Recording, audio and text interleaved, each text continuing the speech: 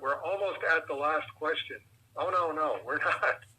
We got 3 more questions. 3 more pages of questions. Dan asks, "Hi Dave, I recently finished reading all of Cerebus."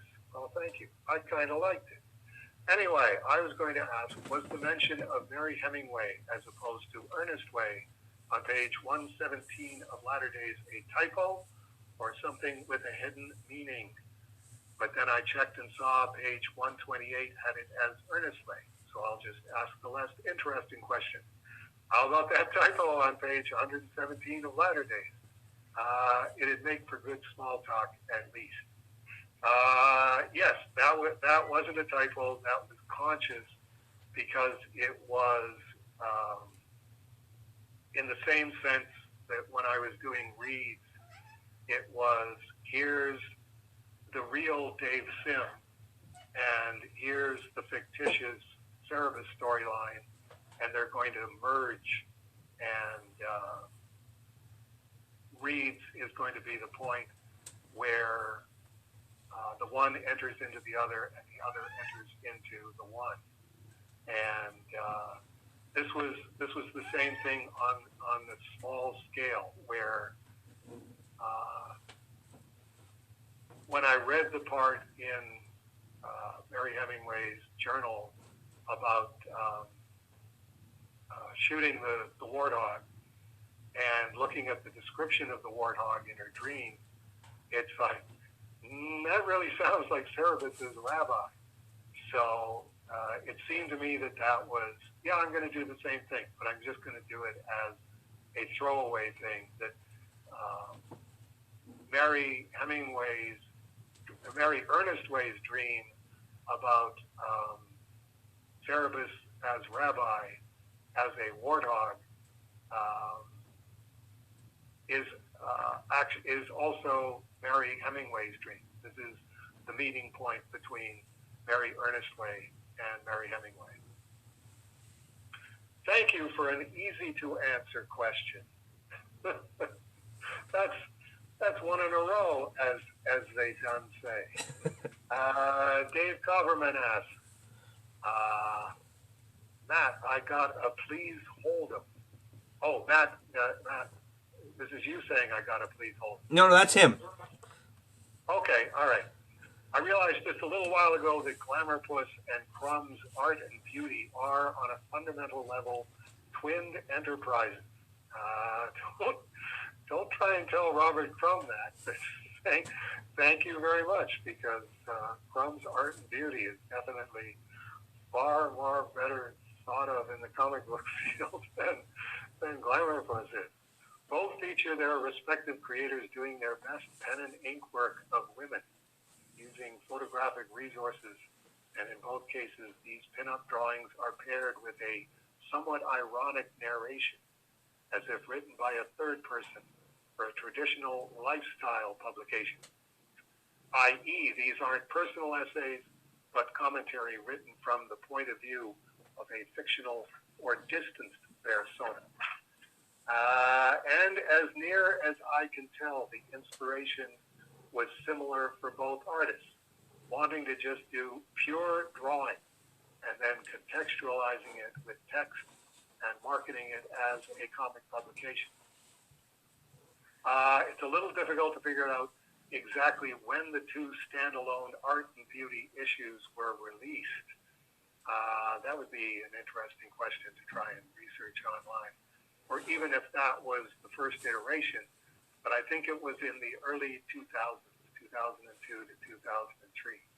Were you aware of it when you conceived of Glamourpuss, or at any point during the lifespan of that book? Well, I'll answer that question first. No, I wasn't really aware of it in the sense that you mean that, I want to do this, what Robert Crumb is doing. And on a higher level, as someone who really, really knows how to analyze line work, what's your take on the differences in approach between yourself and Crumb? I think the difference would be that Crumb was doing Crumb, So in terms of my response to art and beauty, I was far more enamored of his realistic illustration, jazz musician stuff, because that seemed to come from a more ennobling side of Robert Crumb, who has a very, very wide spectrum of perspectives on things. I mean, he is really, accused of being comics' most notorious racist because of, when the N-word, and he didn't use N-word, take over the world. That's just Bob Crumb dealing with societal id. This is what I'm hearing. Let's put this down on paper and see how ridiculous it is. It's unfortunate that we're in a time period, a series of decades where standards of freedom of expression are eroding so rapidly that anyone could look at that story and its high ironic tone and the angel food McSpade stories and things like that, and look at what Bob Crumb did with the jazz musicians material that he did and say, this guy is a racist. It's like, it's completely beyond the pale. So I would say art and beauty and any of the female drawing that Robert Crumb did, I always have this sort of like creepy sensation that I'm sitting next to him while he's masturbating. And it's, they're very, very good drawings. I mean, he's very good at capturing and exaggerating very, very slightly female physical attributes in the Bob Crumb style. It's you can look at it drawn by Bob Crumb and you go, I know exactly what that girl looks like. If you told me that girl's sitting down at the bus station right now, I could take one look at the Bob Crumb drawing and go down to the bus station and go, that's her right there. And that's a remarkable drawing aptitude to have. But again, it's the same as, when I read his Devil Girl stuff and the fact that, he created his own Devil Girl life-size statue and had sex with it. And it's like, okay, that's, there are points where I get off the bus long before the last stop on the Bob Crumb Road, and that's one of them. But at the same time, it's like you absolutely can't fault it as sincere and idiosyncratic drawing. I mean, that's different from me, where I looked at fashion magazines and looked for Al Williamson girls because I wanted to trace photographs of girls that looked like Al Williamson girls and who were dressed like Al Williamson girls and ink them as close to Al Williamson as I could. That's very, very different. That's not coming from me. That's adoration of Al Williamson, adoration of Stan Drake, adoration of Neil Adams, and what those guys could do naturally that I could only do by tracing. So I would say that's the biggest distinction there. I mean, I really, really enjoyed what I was doing, and I mean, if you're tracing out of fashion magazines and you can't help but read part of the fashion magazine, you do get that really chirpy, insincere, strong, independent woman voice thing that just begging to be torn apart. I mean, if you're of a satirical bent, and I'm of a satirical bent, and Bob Crumb was always of a satirical bent, it's like, I'm going to have a lot of fun making fun of this. Not because I hate it, not because I want to belittle it. It's because it's funny. If you're reading it and you're used to reading, actual thought, and you're reading fashion magazine speak, it's like, I want to have fun drawing this stuff, and I want to have fun making fun of it. And unfortunately, there's no market for that. It's like, no, I want her in a skin-tight superhero costume, flying around and kicking bad guys in the face and showing a lot of cleavage. Or I really don't want to look at women. I don't read fashion magazines, so I don't want to read somebody making fun of fashion magazines or drawing fashion and showing me a $2,000 blouse or a $1,500 sweater. And it's like, that's part of the joke to me. It's like, yeah, can you imagine that they charge $1,500 for this and they actually get it? So it's one of those, if you find that funny, you find that funny. I found that funny, and I think Bob Crumb found that funny.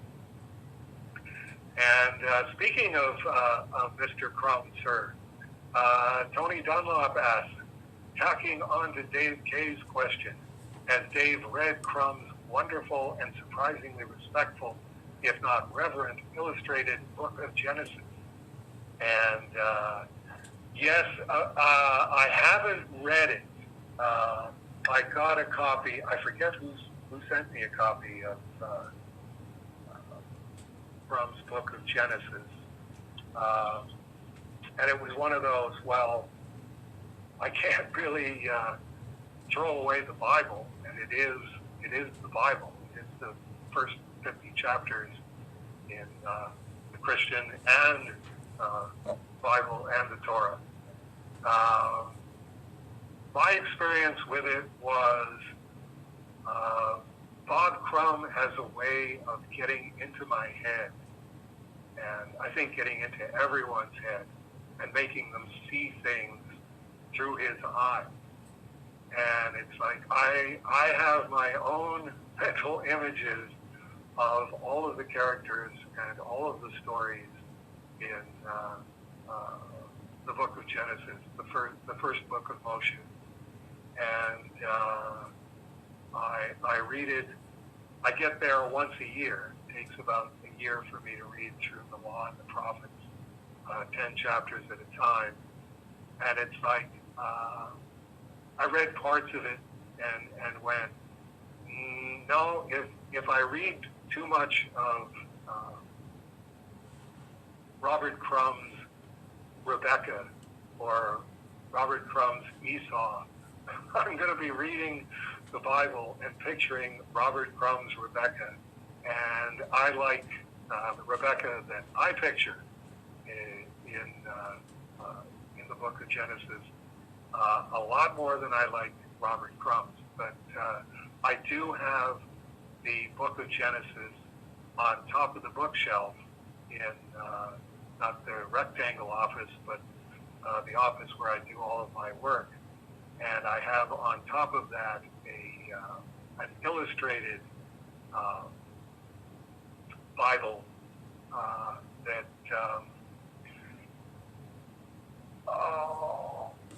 name slips my mind. I've been doing this way too long tonight. Following Cerebus guy. Craig Miller. Craig Miller, yes, thank you.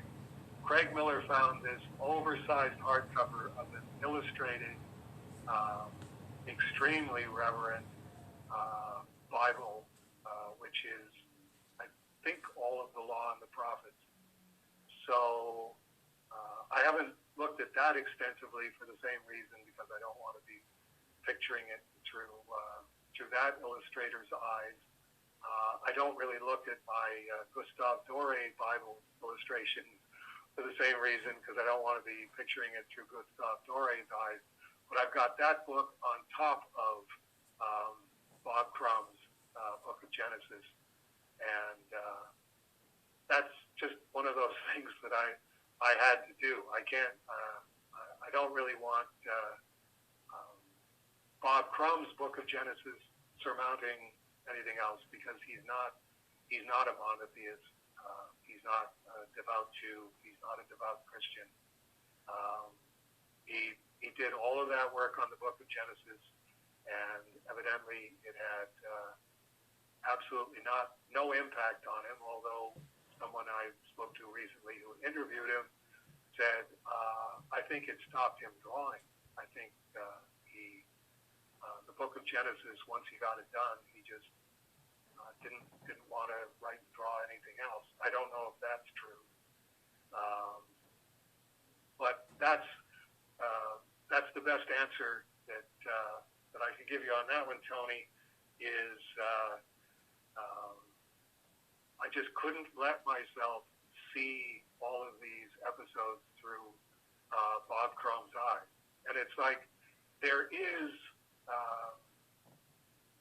certainly a fair amount of sexual material in the first book of Moshe, but you don't really have to go too sexual with it. And of course, you're not going to tell that to Bob Crumb if he's having to sit down and adapt the entire book of Genesis. If he gets to something that's even remotely sexy, he's definitely going to be getting the old P&A out and let's really go to town on this. And it's like, well, that's another one of those. Yes, definitely Judah did go with Tamar, his daughter-in-law, thinking that she was a prostitute. I don't really have to see them doing that, because I don't think that's really the point of chapter 38, I think it is. So, we'll just leave it at that. And now that it's 10 after 9, I think we'll probably just leave it at that. Okay. All right. Anything else that you want to throw in? No. I did get a last minute question today from Steve Peters relating to the New Mutants that I'll fax up probably tomorrow, just because it's one of those you can answer it when you're answering Jeff's questions. Okay. Did he send it in a form where you can just put it on the website as it is, so I can just say plug Steve Peters' chunk in here? He just sent me a Facebook message, but like I said, I'll copy it up and send it up as a fax, just so you can put it to the pile of next time you're reading New Mutants. Okay. It boiled down to the character of Sim. Actually, I can look at this real quick. All right, phone. Let's see if we can get this to work. Move this. Open that. Steve. Okay. The question he had was, seeing the Sim character as a foreshadowing of your being demonized within the comics community is an interesting interpretation. I had one of my own. Could Sim have been a reflection of yourself at the time, i.e. pre-Bible Dave Sim the rock star, Dave Sim the alcoholic, Dave Sim the guy that, quote, groomed a 14-year-old girl, unquote? That story just reared its ugly head in a video posted in the Cerebus Facebook group. I'm still not really clear on what happened with that one, though I'm sure you're repentant of that behavior now. Right. Yes. We will be getting to that as well. It's a very good point. It goes forward from there. What struck me was the Sim, not only Sim, but Sim in having control of Limbo. And it's like, wait a minute, if you're talking about comic art metaphysics, I thought reading Ward Green's Rip Kirby was, this is really, really beyond the pale. But this is actually in here, and I'm not actually making this up. It's like, how did you think this was going to turn out? And then reading New Mutants and going, well, how did you think this was going to turn out? So we'll leave that as a teaser. And yes, Steve, thank you for asking the question. That will get covered. The last day or so, I've been going, I'm not going to be able to keep this to a page. So let's just type out everything that I have to say and then see how many pages it is and see if we can all live with that. Or if it's, okay, now that I've typed it all out, let's find the core of it. Let's find the kernel of it and address that. So okay. there you go.